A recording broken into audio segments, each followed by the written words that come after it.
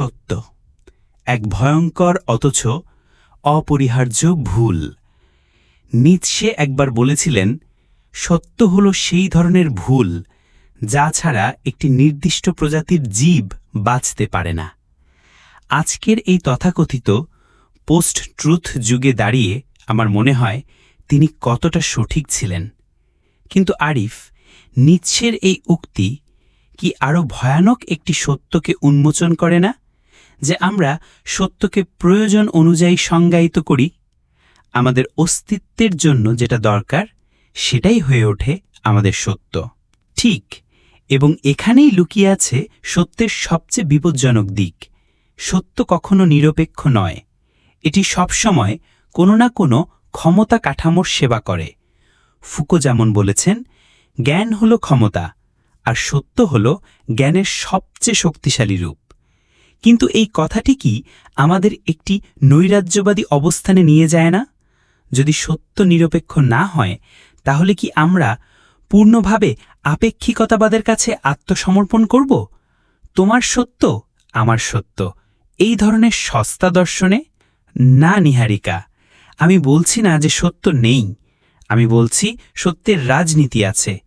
যখন একজন মানুষ বলে আমি সত্য বলছি, তখন সে আসলে বলছে আমার বিশ্ব দৃষ্টিভঙ্গি সঠিক, এবং এই দাবি করার সাথে সাথেই সে অন্যদের বিশ্ব দৃষ্টিভঙ্গিকে অস্বীকার করছে। আর এখানেই সত্য হয়ে ওঠে হিংসার হাতিয়ার। ইতিহাস সাক্ষী দেয় যে সবচেয়ে ভয়ানক অত্যাচারগুলো হয়েছে সত্যের নামে। ধর্মীয় যুদ্ধ, রাজনৈতিক নিপীড়ন, সাংস্কৃতিক গণহত্যা, সবকিছুর পেছনেই ছিল আমাদের সত্য রক্ষার প্রচেষ্টা। হ্যাঁ, এবং এই জন্যই বাদীও বলেছেন যে সত্য হলো একটি ঘটনা। এটি আবির্ভূত হয় যখন পুরনো ব্যবস্থা ভেঙে নতুন কিছুর জন্ম হয়। কিন্তু এই জন্ম প্রক্রিয়া কখনোই শান্তিপূর্ণ নয়, এটি সবসময় বিপ্লবী, বিপজ্জনক। কিন্তু আরিফ, নীৎশের এই উক্তি কি আরও ভয়ানক একটি সত্যকে উন্মোচন করে না, যে আমরা সত্যকে প্রয়োজন অনুযায়ী সংজ্ঞায়িত করি? আমাদের অস্তিত্বের জন্য যেটা দরকার সেটাই হয়ে ওঠে আমাদের সত্য। ঠিক, এবং এখানেই লুকিয়ে আছে সত্যের সবচেয়ে বিপজ্জনক দিক। সত্য কখনো নিরপেক্ষ নয়, এটি সবসময় কোনো না কোনো ক্ষমতা কাঠামোর সেবা করে। ফুকো যেমন বলেছেন, জ্ঞান হলো ক্ষমতা, আর সত্য হলো জ্ঞানের সবচেয়ে শক্তিশালী রূপ। কিন্তু এই কথাটি কি আমাদের একটি নৈরাজ্যবাদী অবস্থানে নিয়ে যায় না? যদি সত্য নিরপেক্ষ না হয়, তাহলে কি আমরা পূর্ণভাবে আপেক্ষিকতাবাদের কাছে আত্মসমর্পণ করব? তোমার সত্য, আমার সত্য, এই ধরনের সস্তা দর্শনে? না নিহারিকা, আমি বলছি না যে সত্য নেই, আমি বলছি সত্যের রাজনীতি আছে। যখন একজন মানুষ বলে আমি সত্য বলছি, তখন সে আসলে বলছে আমার বিশ্ব দৃষ্টিভঙ্গি সঠিক, এবং এই দাবি করার সাথে সাথেই সে অন্যদের বিশ্ব দৃষ্টিভঙ্গিকে অস্বীকার করছে। আর এখানেই সত্য হয়েছে হিংসার হাতিয়ার। ইতিহাস সাক্ষী দেয় যে সবচেয়ে ভয়ানক অত্যাচারগুলো হয়েছে সত্যের নামে। ধর্মীয় যুদ্ধ, রাজনৈতিক নিপীড়ন, সাংস্কৃতিক গণহত্যা, সবকিছুর পেছনেই ছিল আমাদের সত্য রক্ষার প্রচেষ্টা। হ্যাঁ, এবং এই জন্যই বাদীও বলেছেন যে সত্য হলো একটি ঘটনা। এটি আবির্ভূত হয় যখন পুরনো ব্যবস্থা ভেঙে নতুন কিছুর জন্ম হয়। কিন্তু এই জন্ম প্রক্রিয়া কখনোই শান্তিপূর্ণ নয়, এটি সবসময় বিপ্লবী, বিপজ্জনক। কিন্তু আরিফ, এই অন্ধকার দর্শনের গভীরেও আরও একটি ভয়ানক প্রশ্ন লুকিয়ে আছে। যদি সত্য এতই বিপজ্জনক হয়, তাহলে কি মিথ্যার মধ্যেই আমাদের মুক্তি? লাকান্ত বলেছেন যে আমাদের সমগ্র পরিচয়ই গড়ে উঠেছে মিথ্যার উপর ভিত্তি করে। এই প্রশ্নটি আমাকে হান্না আরেন্টের কথা মনে করিয়ে দেয়। তিনি বলেছিলেন যে সত্যের সবচেয়ে বড় শত্রু মিথ্যা নয়, বরং বিশ্বাস। কারণ বিশ্বাস কোনো প্রমাণ চায় না, কোনো যুক্তি শোনে না, এটি নিজেই একটা সম্পূর্ণ জগৎ তৈরি করে। আর এই কারণেই আমাদের সমাজে বিকল্প সত্য এত শক্তিশালী হয়ে উঠেছে। মানুষ আর সত্য খোঁজে না, তারা খোঁজে এমন তথ্য যা তাদের পূর্ব নির্ধারিত বিশ্বাসকে সমর্থন করে। এটি জিজেকের ভাষায় আদর্শের চূড়ান্ত রূপ, যেখানে আদর্শ নিজেকে প্রকাশ না করে বলে না যে সে আদর্শ। এবং এখানেই আমরা পৌঁছাই সত্যের সবচেয়ে বিপজ্জনক দিকে। সত্য বিপজ্জনক কারণ এটি আমাদের আরামদায়ক ভ্রান্ত ধারণাগুলোকে ভেঙে দেয়। ক্যামুর কথায়, সিসিফাসের পাথর আমাদের অর্থহীন অস্তিত্বের প্রতীক, কিন্তু আমরা এই অর্থহীনতাকে মেনে নিতে পারি না, তাই তৈরি করি নানা অর্থের জাল। এবং যারা এই জালে ফুটো করে তারাই হয়ে ওঠে সমাজের শত্রু। সার্ত্রের ভাষায় তারা হয়ে ওঠে অবিশ্বাসী, যারা স্বাধীনতার বোঝা বইতে রাজি কিন্তু অন্যদের উপর সেই বোঝা চাপাতে চায় না। নিহারিকা, আমার মনে হয় আমরা একটি মৌলিক প্যারাডক্সের মুখোমুখি দাঁড়িয়ে আছি। একদিকে সত্য ছাড়া আমরা পূর্ণ মানুষ হতে পারি না, অন্যদিকে সত্য আমাদের সমাজের ভিত্তিকে ধ্বংস করার ক্ষমতা রাখে। এটি কি হাইডেগারের থ্রোননেসের মতো? আমরা এমন এক অবস্থায় নিক্ষিপ্ত যেখানে আমাদের কোনো পছন্দ নেই। না আরিফ, আমি মনে করি এখানেই লেভিনাসের দর্শন আমাদের পথ দেখাতে পারে। তিনি বলেছেন, সত্যের প্রকৃত মুখোমুখি হওয়া মানে অপরের মুখোমুখি হওয়া।